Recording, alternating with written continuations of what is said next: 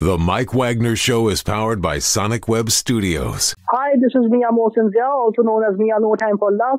Check out my latest book, Missing, available in print and ebook formats on Amazon. It's now time for the Mike Wagner Show, powered by Sonic Web Studios and sponsored by international award-winning author Mia Mosinzia of Missing. The Mike Wagner Show can be heard on over 40 podcast platforms, as well as HamiltonRadio.net, Diamonds FM, and the MikeWagnerShow.com. We can be heard in over 100 countries, featuring over 1,000 well-known and amazing guests throughout the globe.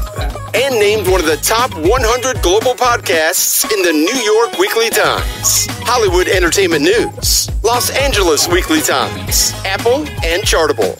So sit back and relax and enjoy another great episode of the award-winning Mike Wagner Show.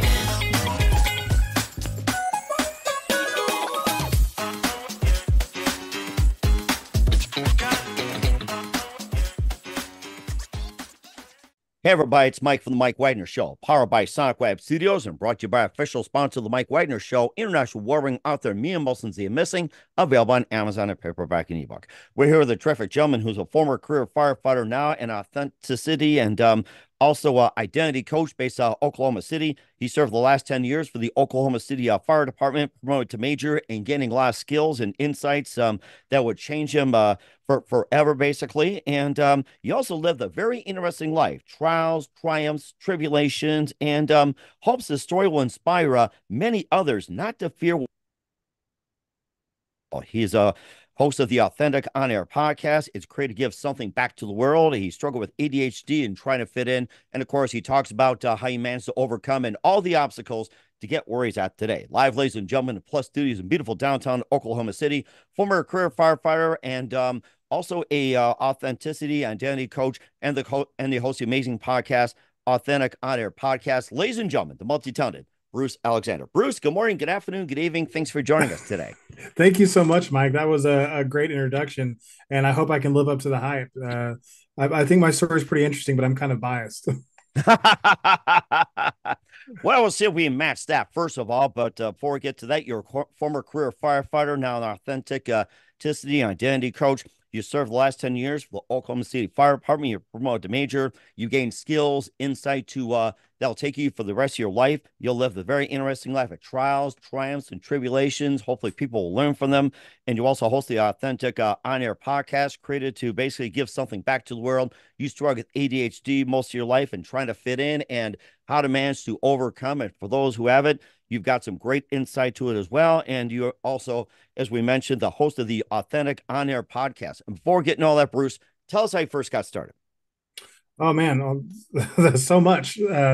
So I guess I'll jump into the fire department first. So I was a restaurant manager about 13 years ago. And my wife was pregnant with our third child. Wow. And a little bit before that, I realized I was not making ends meet being a restaurant manager. It was not going to do it with that third child coming.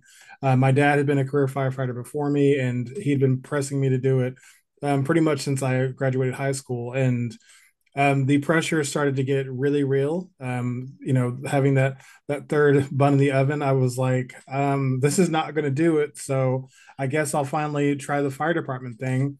It was a move I made basically out of fear, because I didn't want to let my family down. And for a long time, it was the right move. It allowed me to create a much better financial situation for my family, and it allowed me to develop myself enough to have enough of a positive self-image as a firefighter to see that I could do more with my life than what I was doing before, which was, basically just I was in survival mode, trying to just kind of eke through. And the fire department helped me see that there was a brighter future for me. That was not what the fire department, for me, for many people it is, but with my ADHD and some of the issues with, working with people for 24 hours at a time, living with them and being like really different from them, both different. And like most of the people that I worked with were not Black. I worked with a lot of white people. I was the only Black person in my whole district at the time. Being ADHD, like I just had a different way of communicating that they didn't like or understand. And so I felt really isolated, and it just grew because I tried really hard to figure out what they wanted and be that. And it just made me like a worse, watered down version of myself. And that just continued to grow and grow. And I was good at the job. I was able to promote and eventually make major pretty fast, actually, because like I'm a pretty smart dude.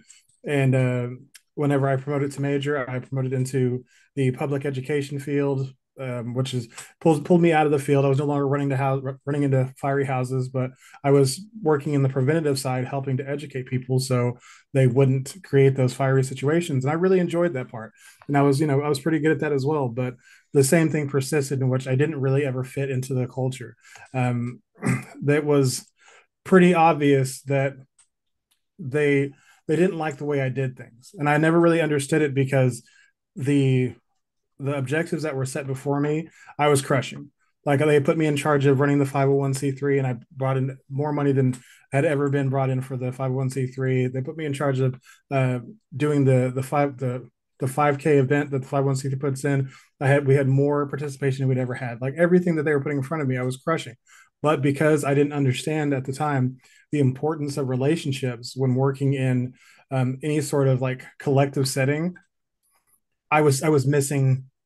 You can be the best employee whenever it comes to results, but if you're not building relationships, you're always going to be expendable. And that's something that I didn't learn until after I left the fire department, was that I was expendable because I didn't have anybody who had my back, because nobody really liked me because I came to work. And when people started talking to me about stuff that was not related to what I was there to get done, I would just, put my headphones on and be like, I'm going to get back to work now. And you can't do that. Mm. As much as I really just wanted to get the things done because that's what I was there to do. You have to play the game to some degree in order to have any sort of job security. And that's something that I really appreciate the life lesson, because I can now help so many people with that, because a lot of people do, like especially ADHD people struggle with the same thing. They go to work and they think that they're crushing their job. They're doing so great because they're actually doing the job well. But in today's world, it is so much more about building relationships and being a good team member than it is about being like really great at your job. So that is kind of how I ended up in a position where I was on shaky ground with my work situation, and it got to a toxic enough to where it was like either you need to quit or you're going to get fired. And I decided to leave and avoid the possible legal fight that could be there, because I was going to be pretty much unhireable while I tried to fight it. So I decided, I was like, whatever, I'm gonna swallow my pride and I'm just gonna start over. And in that time, I kind of did some research about my ADHD, started to understand some of the fault that I had shirked in the past. I kind of made it all about everything that they did and how they had mistreated me, which there was some mistreatment, there was some hostile work environment stuff, a lot of stuff that was not handled great on their part. But my side of the street wasn't clean at all either. I wasn't doing what I needed to do to give them the opportunity to help me thrive. And so I take responsibility for that now. And everything that I've learned is what I put into coaching like ADHD men now. Like I've kind of gone away from the authenticity and identity coach and just accepted life coach for ADHD men. It's, for one, it's easier to say, and for two, like Hmm. I think it's I wanted to just, for a long time I wanted to push away that life coach moniker, because it sounds kind of woo woo and kind of goofy, but like for ADHD men, some of us really do need advice on how to do life. Like it's the simplest thing of, I'm struggling in my life. Who's going to help me? And a life coach is a person who's going to do that. Somebody who's had a similar life to what you're going through, or understands what you're going through in your life, and is going to help guide you get through those obstacles. And that's what I do. So I was like, I'm a life coach for ADHD men. It's Hmm. much easier. And you also talked about some of the struggles with the ADHD, and of course the fire department dealing with the governmental side, the public service, and everything else. What are some of the careers that would suit best for ADHD? If it's not firefighter work or even restaurant, what are some of the careers that would be suitable for ADHD people? I think that I don't think that there's necessarily like any bad job for ADHD people, as long as you are aware of what your deficiencies are. And that's something that I was missing. Is I was coming into this situation not understanding how my ADHD was a deficiency. When you have to have so much interaction with people, like if you're dealing with people you live with 24 hours a day, you need to be able to communicate on a pretty high level to get along on a day-to-day basis. Excuse me. I can talk great, but getting across the things that were actually important to me, having a set of values and beliefs that were important that I wouldn't let be encroached upon, all those things I didn't have. And so saying that the fire department isn't a good job for ADHD people, I disagree. It's actually a really good job if you understand going into it that there's going to be some challenges that you have to navigate. And because there's so much, being on a 24-hour shift where you're going to go on a car wreck, you're going to possibly work a full arrest, you're going to fight a fire, you're going to make a car wreck, you're going to do all this different stuff. It's really exciting. So you're never really bored, and whenever you're like not making rides, there's still plenty of stuff to do, so your mind is always working, and there's always like lots of ways to like get training and to continue to have growth. So I don't think that it's so much as great jobs for ADHD people. It's like having the self-awareness to know what your strengths and deficiencies are and being able to navigate those whenever you go into a workplace. I think that's super duper important. Whenever you're going to go work under the close supervision of other people, you understand that your ADHD will be a factor. Like you can't, this is like in my early job in the restaurant, I was late all the time. And instead of just calling and saying, "Hey, running a little behind today," I'd always try to sneak in the back door and and slide in like it wasn't a problem. They always noticed, and I couldn't just get the lesson through like just call, and then for one I can stop rushing and driving dangerously, and then they can plan to make allowances for me being late, so it's not so stressful for everybody. Whenever you're waiting on somebody and like your tickets are starting to fill up, and the restaurant's starting to lots of people are coming to the restaurant, and you're waiting for that one more person that kind of helps pull the team together, that's very stressful. But if you know that person's just 5 minutes out, that makes things a lot easier. If you don't know they're going to show up, that's a bad situation. So I think just the encouragement to communicate early and often, and be really really transparent with the fact that you struggle with being on time, you struggle with emotional dysregulation. Like sometimes things hurt my feelings a little bit longer than it might for the normal person. Like I don't rage out at work or anything, but whenever I get bad news, like I'm going to take it bad for a little while. Like I'm going to need a couple minutes to get my stuff together, and then for the rest of the day I might just not really feel like talking that much. If you don't know that that's an ADHD like symptom, you're going to think I'm being a brat. And as much as it kind of it might be seen as the same thing, if it's a medical symptom versus you just not knowing how to act, I feel like the people your supervisors are going to react differently. So and of course, being a firefighter just like your dad. And how do you think your dad thought you did as a firefighter despite what you went through 10 years?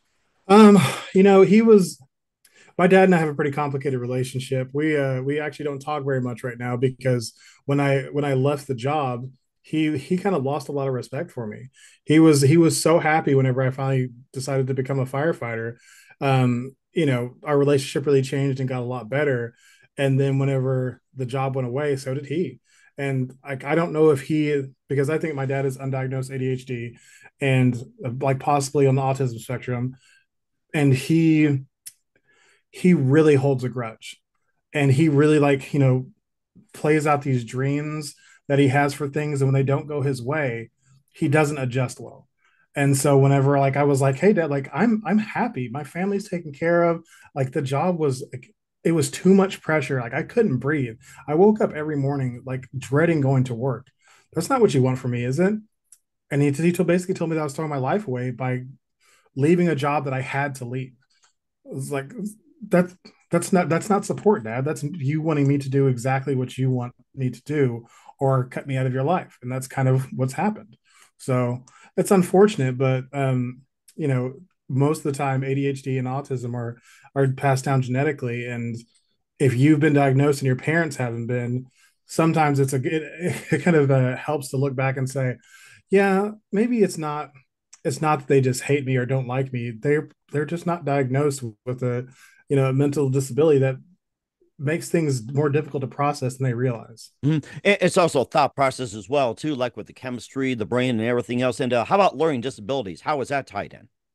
Learning disabilities, I haven't personally dealt with learning disabilities a lot, but I know that it is a struggle that often happens like as a comorbidity to ADHD. Like just for one, it's hard to learn whenever your brain is stressed out. So like that to me, with all the neurodiverse uh, disabilities, stress makes them all worse. If you are a person on the autism spectrum, or if you have ADHD or whatever, if you're also under stress, all of the symptoms that you exhibit are going to be times 5, times 10, depending on the level of your stress you're in. So a lot of times I talk about like the way I coach is not about trying to fix people. It's about trying to like embrace your life where it's at, allow yourself to like uh, embrace self-acceptance, so then you can start to grow. Because just removing some of the negative self-talk and stress um of beating yourself up all the time because you're not good enough or whatever, just adds more stress to your life and makes the symptoms flare up even worse. And then it's this never-ending cycle of more stress and more symptoms, more stress and more symptoms. And it's, if you can just say like, okay, I have ADHD, and sometimes I'm late, and sometimes I don't use the right words, and sometimes I forget why I walk into a room, and that's okay. Then you can like just release some of that stress, and then the symptoms will start to shrink some too. They're not going to go away, but they're going to be more manageable. And then from there, you can start to make a plan as to how you're going to operate in your day-to-day life more efficiently and keep that stress away. And of course, how do you get to a point to become a coach as well, too? We'll talk about that with the host of the Authentic On Air podcast, Bruce Alexander. But first, listen to the Mike Wagner Show at the mikewagnershow.com, powered by Sonic Web Studios. Visit online at sonicwebstudios.com for all your needs. Look at a professional website without breaking your budget. Sonic Web Studios is the answer. Sonic Web Studios offers fast, affordable custom web designs that blow the competition away. Call today, 1-800-303-3960. That's 1-800-303-3960. Or email to support@sonicwebstudios.com. Mention the Mike Wagner Show. Get 20% off your first project. Sonic Web Studios. Take your image to the next level.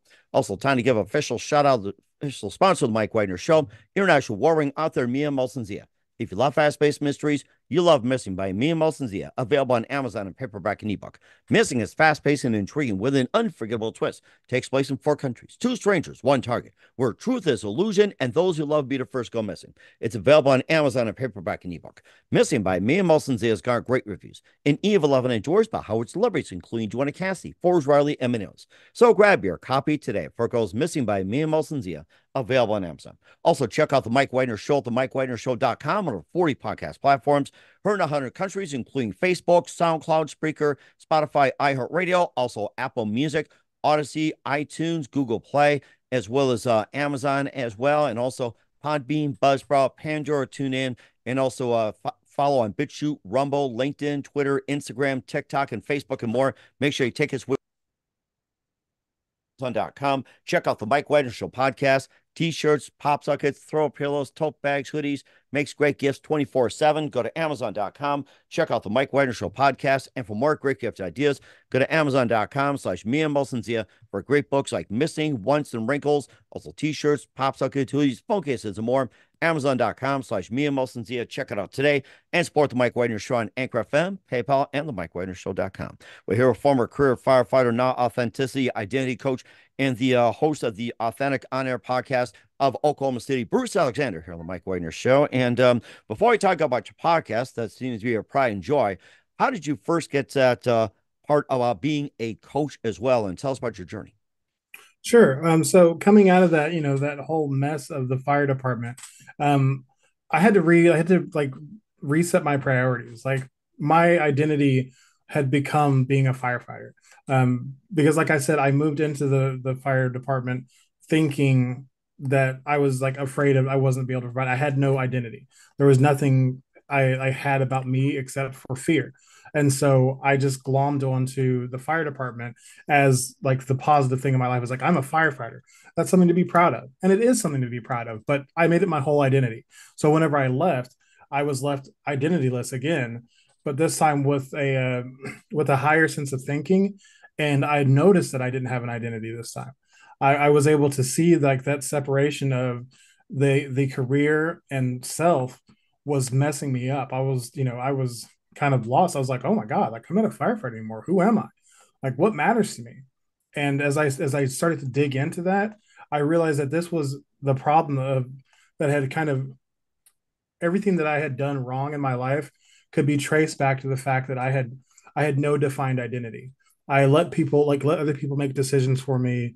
I went along with stuff that I didn't really believe in. I let myself put in compromising situations because I didn't have the guts to say this isn't right, because I didn't have any operating manual for what was important to me in my life. So as I'm figuring all this stuff out, and my wife is a big part of this because she's, you know, my as I'm like kind of spinning out, I'm starting to behave in ways that are not really lining up with who I claim to be.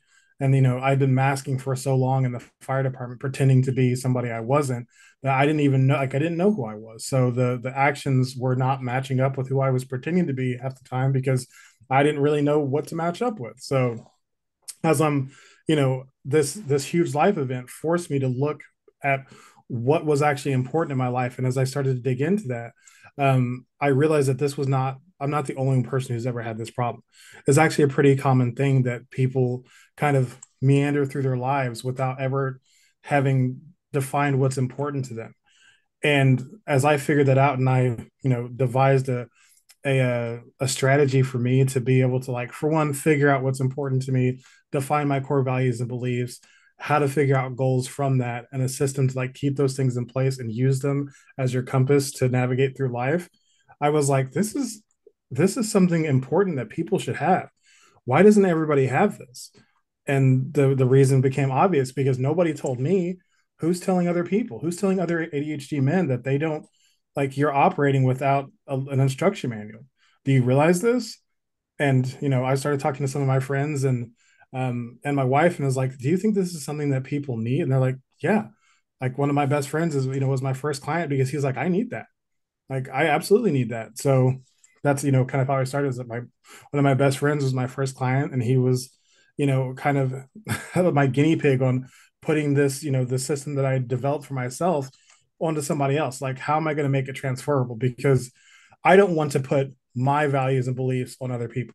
That's not the goal. That's not useful, because you may not believe what I believe and you may not value what I value, but I can teach you how I figured it out and teach you how to like put those things into place. So then you have an instruction manual for your life that actually aligns with who you are at your core. And whenever through kind of some adjustment through that process, I came up with something really good that I just released a fifth, like, well, it's a digital workbook, but that actually takes you step by step through this process of how you figure out your life's instruction manual. And then you can keep that, keep copies of it on your phone, on your work computer, on your laptop, whatever. So you always have that close until you have it like completely assimilated into your subconscious. But until that point, you pull it out whenever you're having big discussions, whenever you've got like a big decision to make. Pull this thing out, because the first thing that goes whenever we get under stress is our decision making skills. We forget what's important to us because now we're stressed and we start thinking about survival versus actually thriving. Like, you want to make decisions that are going to help you thrive, not just survive. But our caveman brain wants to get back to survival. They just want to make sure that you don't die. Mm-hmm. And that's not usually the best decision for making decisions out of fear don't help you thrive. So that's that kind of guided me to, like, I've got something that I think I can, and like I said, being in the fire department gave me a lot of skills. Like, I've been, I was a public educator for a few years that allowed me to like present to people and kind of coach people about like life safety. And like, I've had this lots of experience just having client interaction, and I liked that, and I liked presenting to people. Like, I liked doing the presentations, and I was good at helping people assimilate these ideas into their lives. So it was like, this kind of feels like a natural fit. Like, Mm-hmm. I like talking and I like teaching people things. Like, that's basically coaching. I think this is going to work. Mm-hmm.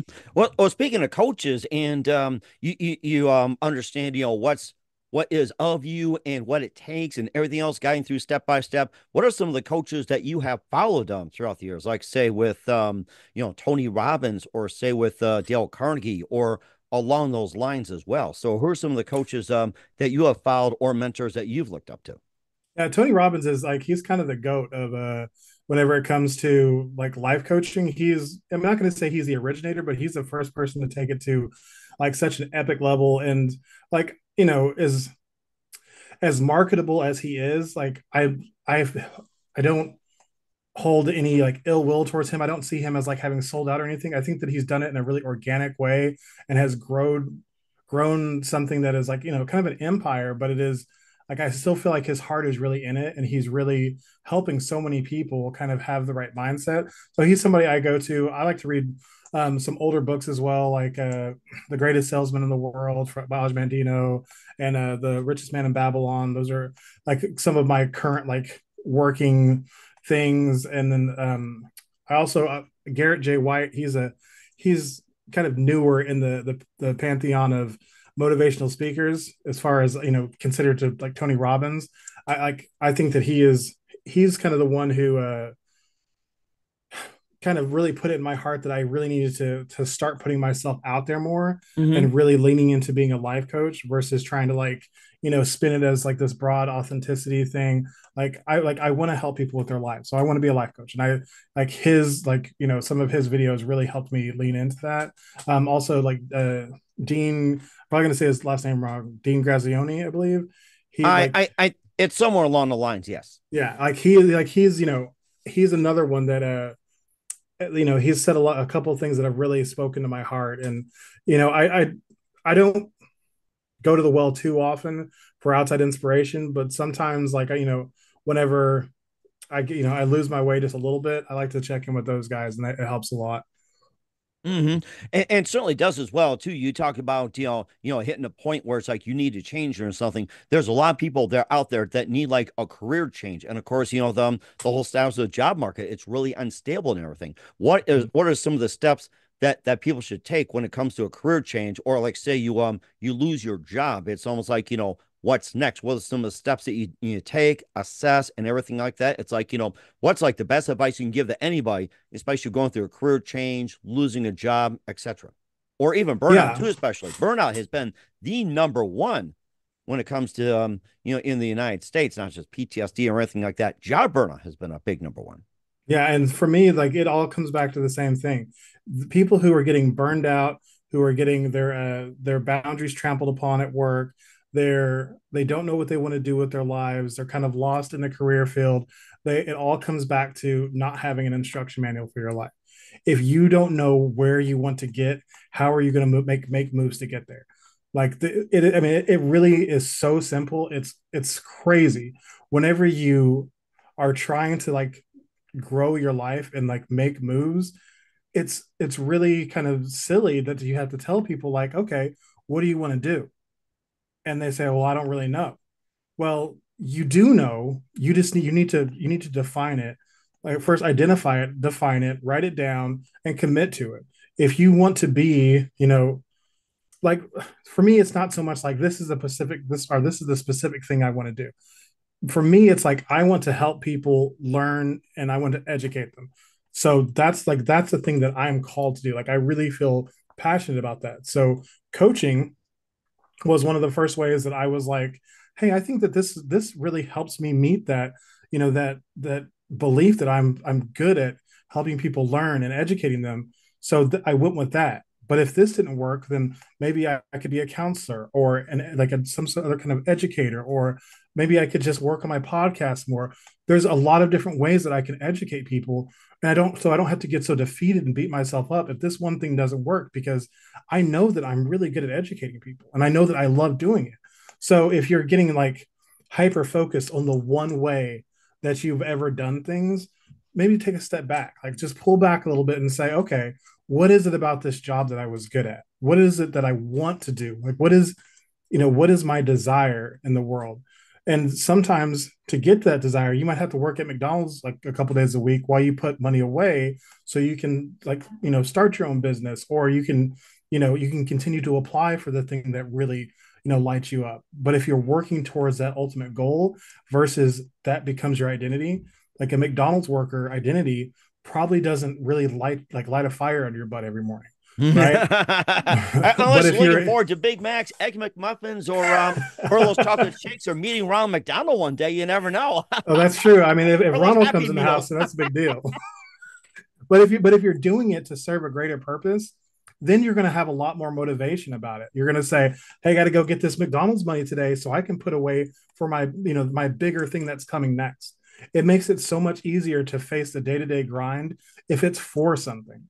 And that's my biggest piece of advice I could give anybody who has lost their job and is looking for purpose, is like, figure out what you actually want to do.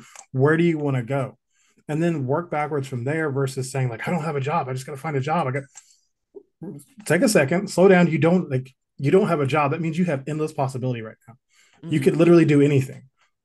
Right. You just have to decide what you want to do and work from there and figure out how you're going to get to that goal. Mm-hmm. And of course, you're trying to figure out, what you do career-wise and finding your skills and everything. What are your thoughts on the tests out there right now, like the Rorschach, Briggs-Myers, and also the quadrants as well, like the career tests, like Briggs-Myers, and some of the popular tests out there to determine your career. I'm not the only test I've ever done, not ever done. The only test I really talk about very much is the Enneagram test. Like, I think that the Enneagram is pretty locked in. As far as career testing goes, I don't think it's important. Like, I think what's more important is that what you desire to do. Like, what's the goal? Like, how do you feel like you're called to help people? How do you feel like you can create a positive change in this world? Those are the things that are more important to me. Is some test could tell me that I'm terrible for a life coach, and I would say, I disagree. I'm going to try it. And so, like, I'm not going to say that they're not helpful, but I think it's more important that you start from the inside and you go out from there. Mm-hmm.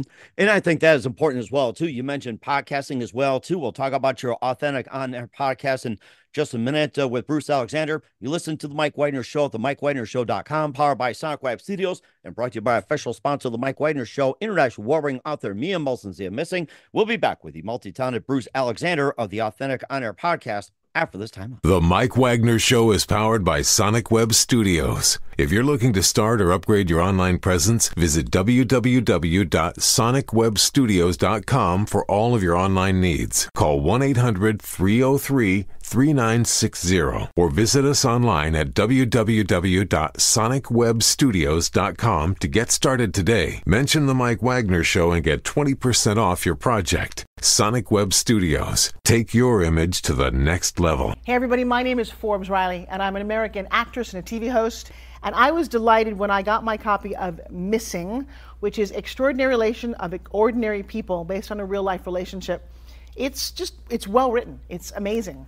It talks about a man who has lost his wife and his daughter, and it's very well done. I'm going to highly recommend that you go get your copy of Missing. It is a powerful, exciting read. Mr. Mian Moshe-Zia.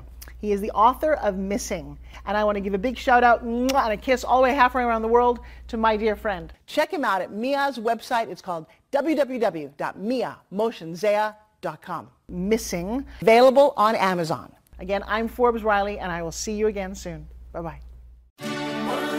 Hey, this is Ray Powers, and boy, are you in luck. Right place, right time. Tuned in to the Mike Wagner Show. You heard me.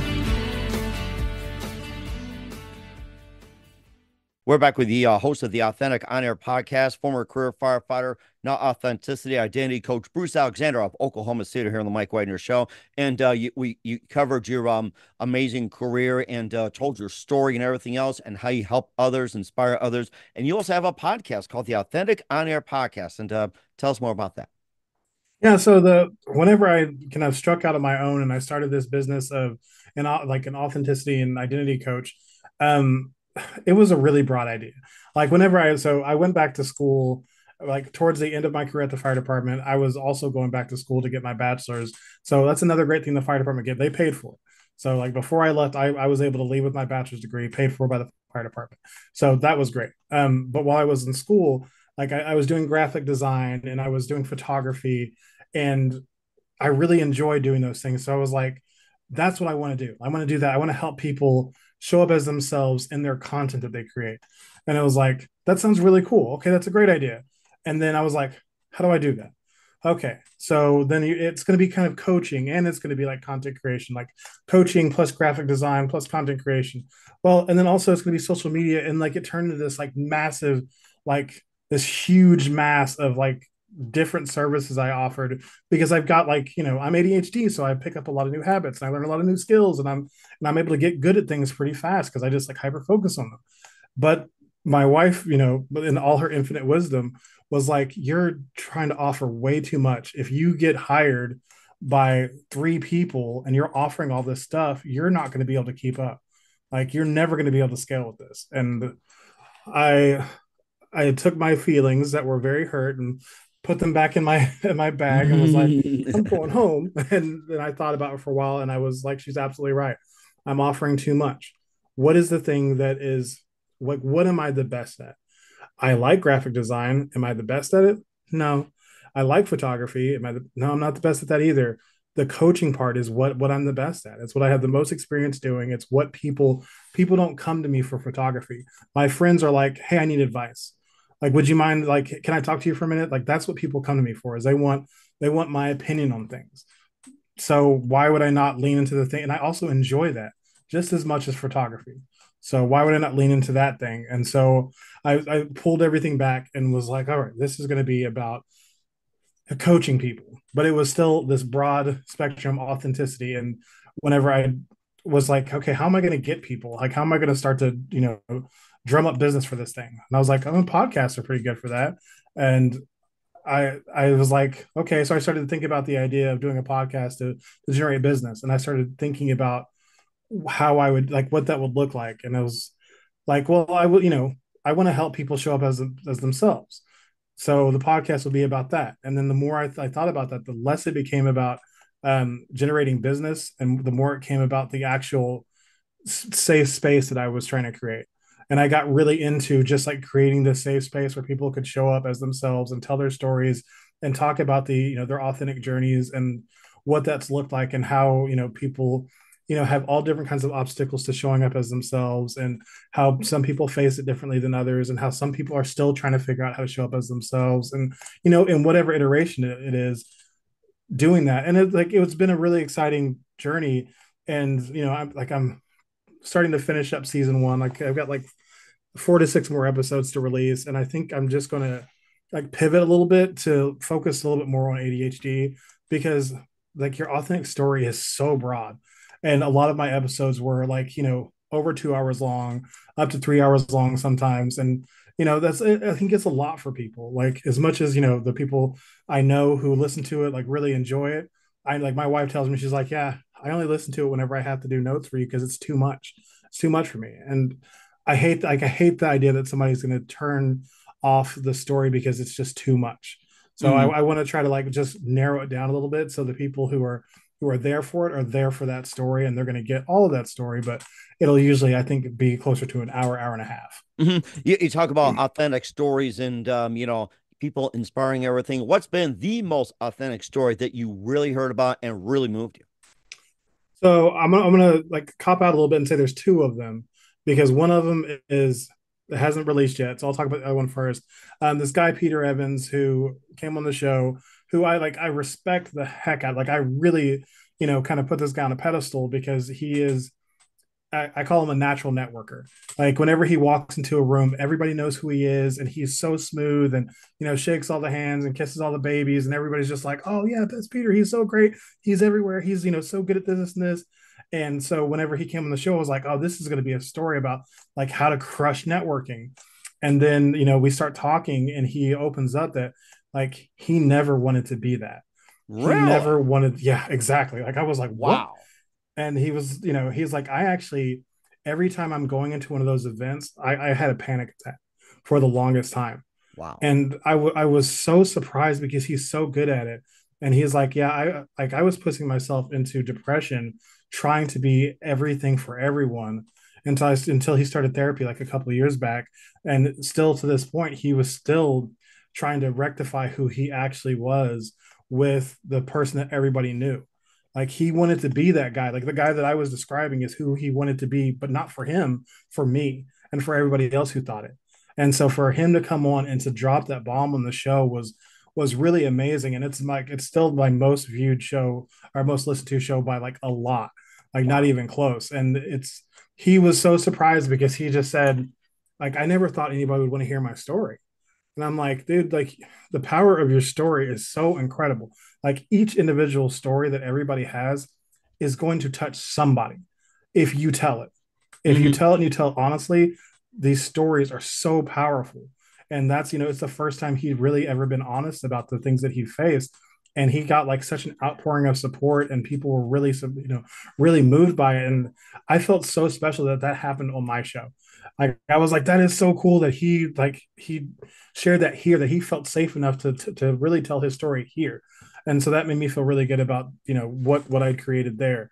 The second one was I had a couple of women on my show who host a podcast called the Marvelous Mistonic Muggles podcast, and it talks a lot about domestic abuse, and it's a pretty deep podcast. I had both of them on as a podcasting duo, and then I had them each on separately, and all three of those are great episodes. But the third episode is one I haven't released yet. I'm not going to say her name because I think she's still in the situation, but she is currently in a domestic violence situation in which she's trying to create a path for a safe exit. And this kind of blew my mind. Like I knew that she'd been abused in her relationship previous to this, but I wasn't aware whenever she came on the show that she was currently still in a situation. Oh my. And yeah, and she really, it was a really emotional episode, and there was, a lot of tears and like a lot of like deep, vulnerable honesty. And it was, she went there, and I was like, oh my God, like this is so much. And yeah, I was just really happy that I was able to, facilitate a space where she felt comfortable sharing that. I pray for her safety, that she's able to get out of that situation soon. And, I'm just not going to share that episode until she's safe. That's something that is, something I told her from the very beginning. Yeah, that's understandable. Someone could be out there stalking, trying to go after her and everything. That's understandable. I understand you. Yeah. So, but that was like a really moving experience. And yeah, I really loved the whole process of becoming a podcaster, even through all the frustrations of trying to figure out the right audio setup and the correct video setup. And am I going to use Zoom? No, I can't use Zoom because they cut off at 45 minutes if you're not pro. Can I use Google Meet? No, that's not going to work. And there's all these different things that you have to figure out, and then you finally figure that out, and then you find out that something else that you had figured out isn't compatible with that something. I was like, I thought this was going to be fairly easy because I had some experience doing like video and stuff. I was like, yeah, this shouldn't be that hard. And there's a lot of unsuspected things, and you really have to want it. It has to be about much more than money, because the money doesn't come till way later. And that's only if you like are really consistent and you really kind of have a game plan about you. You have to really want to share the thing that's important to you. So like that's something I tell all people who talk to me about podcasting is like, don't do it for the money. Do it because you love, like you're passionate about the thing that you want your show to be about, and for a purpose as well too. And we live in a society, unfortunately, they want something right away, right now. They want the glory and everything. It's almost like what happened to the days of taking time to build. It's almost like nobody wants to build things solid. They want things done like right away. This is really sad. I mean, I completely agree. And that's that immediate gratification, I feel like, is kind of part of the reason why the idea of having goals has kind of fizzled out for like these more, these younger generations, because they're so used to being able to say, this is what I want, and then getting it right then, that they don't have to set goals. They're like, I want to be famous, and you can post a TikTok video and get 500-600 likes, and it's like, I'm famous. Oh my now. gosh, yeah, that's just so outrageous. And then somebody was asking me, it's like, how come I got so many views? I'm like, that's really none of your concerns. It's like, I haven't had an episode a while back. I did about 4 years ago, and all of a sudden it just hit like 1,000. It just keeps climbing and climbing and climbing. That stuff takes time. People need to understand that. Yeah, especially in the podcast world. I feel like we were talking about earlier how it's kind of a throwback to the radio days, and a radio show could be around for 15 years and you never heard of it if you're not inside a specific what is it called, the coverage area, and then once it gets enough like power and syndication, then they throw it out to another coverage area. Then all of a sudden it's there, but that doesn't happen until it's been, fully vetted in one region. Like it's gotta do the job for a long time before that happens. They're not used to putting in that kind of work. Like I'm guilty of it myself. Whenever I got to episode 10 and my views were going, or sorry, my listens were going down on my podcast, I was like, what is happening? Like, I've been consistent. It's supposed to start going up now. But you kind of have to just put your head down and just keep doing the work in this industry. And of course, that's a thing we can all learn as well too. And of course, where can we find the Authentic On Air podcast? Where can we find you and all your works at? Yeah, so the podcast is on all major podcast platforms. I don't know that I can name nearly as many as well as you do. You really rattled those things off, but I know that my main ones are I'm on iTunes, Spotify, Podbean is my host, and then I'm on the Deezer and really all the ones that I know of. I'm on Listen Notes and all that stuff. So that's where you can find my podcast, the Authentic on Air with Bruce Alexander, and I'll be releasing. I took a couple weeks off for the holidays. I'll be releasing a new episode next week. And if you are interested in me as a coach, you can go to authenticidentitymanagement.com for my full website. And right now I've got a special course I've just released, and it's called the 9 Steps for the ADHD Dad to Radically Improve Communication. It's a digital course that you can do in your own time and on your own time. And with that, right now, I'm giving away a free digital download of my Unmasking ADHD Blueprint, free access to the ADHD Dad's private community of supportive members, a free audio lesson, the top 10 hacks for the ADHD Dad to thrive in the workplace, a free access to the Passion, Purpose, and Self-Acceptance video collection, a free exclusive ADHD Dad t-shirt if you just pay for shipping and handling. All that is just for $79.95, and you can get that at authenticidentitymanagement.com/9steps-special offer. And I talked a lot about my my How to Life workbook that I just finished putting that up on the website as well. You can get that at authenticidentitymanagement.com /how to life. That's just $22.95. And I strongly suggest, even if you don't use my workbook, which lays it out for you step by step how to do it, you need to define what your values and beliefs are, define your goals, and stop living life running from fear and running to emotion. It needs to be based on something solid that is going to not fail you when stress comes. And what's the website once again?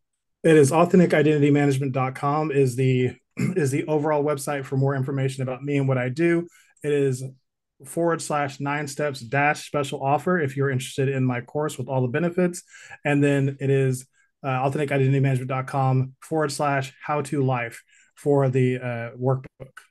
We will certainly check that out. Once again, we're with the host of the Authentic On Air podcast, authenticity identity coach, Bruce Alexander, here on the Mike Wagner Show. Just a few more things, Bruce. It's been really great. Learned a lot from me. What else can we expect in 2024 and beyond? 2024, I expect to be an abundant year. That's what everybody keeps telling me, is 2024 is all about abundance. What's 2023, I found out towards the end, was the word of the year was authentic. So that was the year of authenticity. This is the year of abundance. I think that it's all lining up for me to really kind of start to take this ADHD life coach thing and really kind of go crazy with it. Right now, I'm focusing on YouTube content, which you can find me at Authentic Bruce on YouTube. And so I'll be doing that. I'll be doing my coaching. I think I'll probably try to release 2 more courses this year.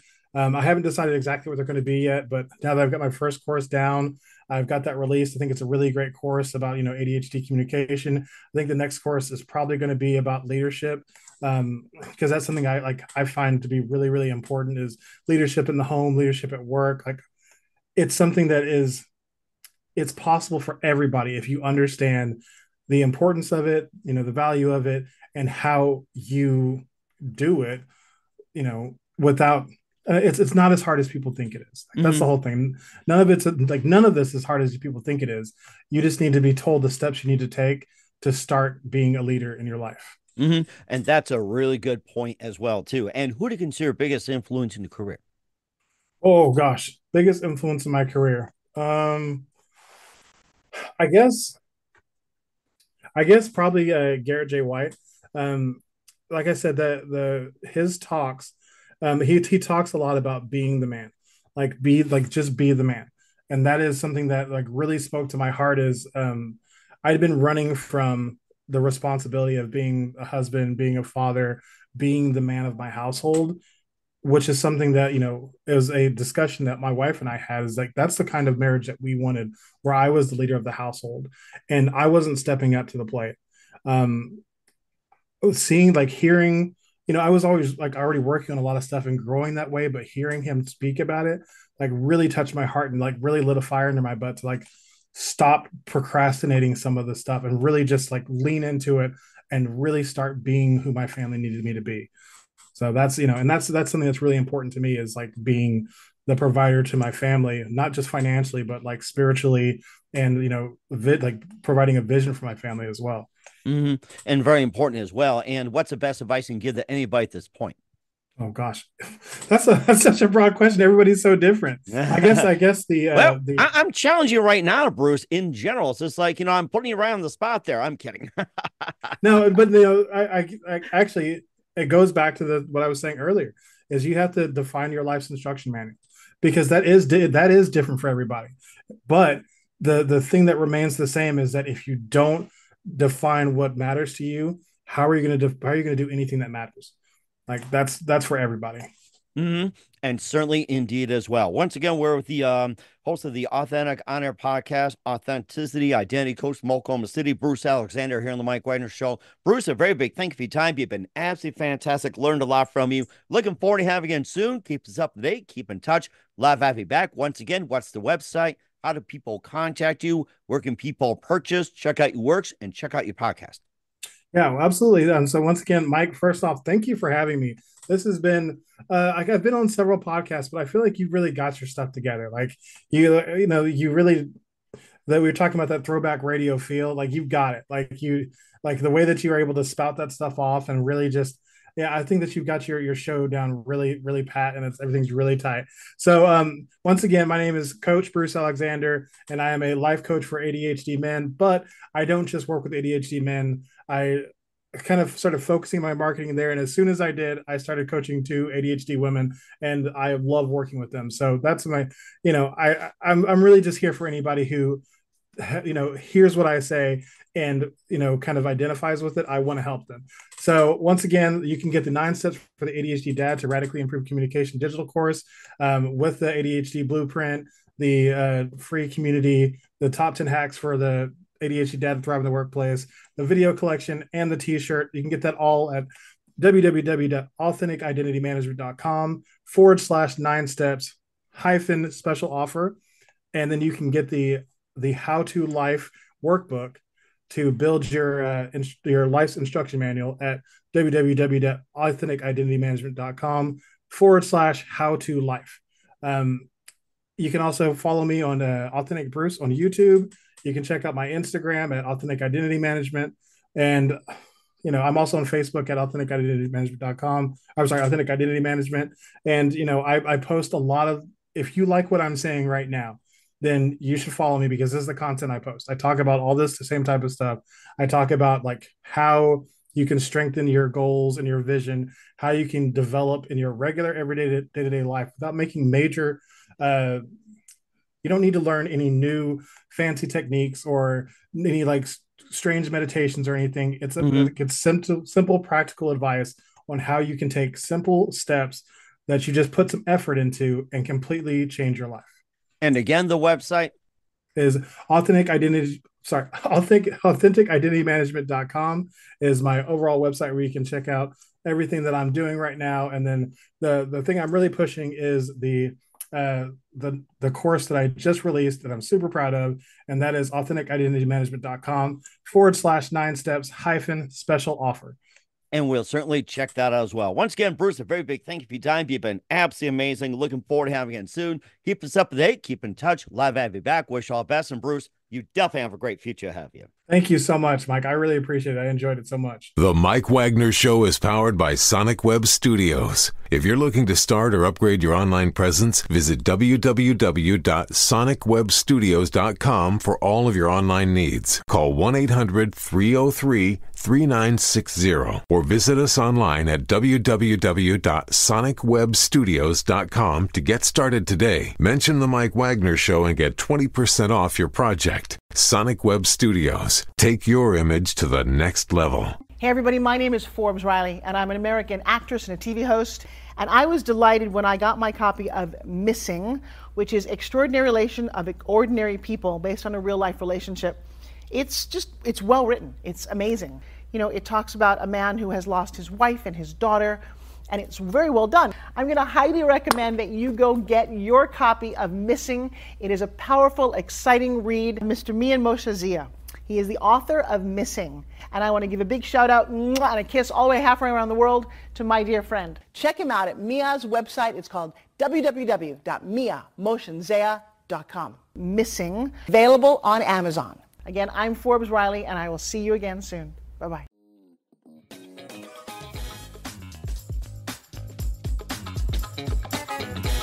Thanks for listening to The Mike Wagner Show. Brought to you by international award-winning author Mia Mohsen-Zia of Missing. And powered by Sonic Web Studios. Be sure to join us again on over 40 podcast platforms. And of course on the mikewagnershow.com, hamiltonradio.net, and Diamonds FM. Don't forget to support our program with a generous donation at the mikewagnershow.com. Thanks for listening.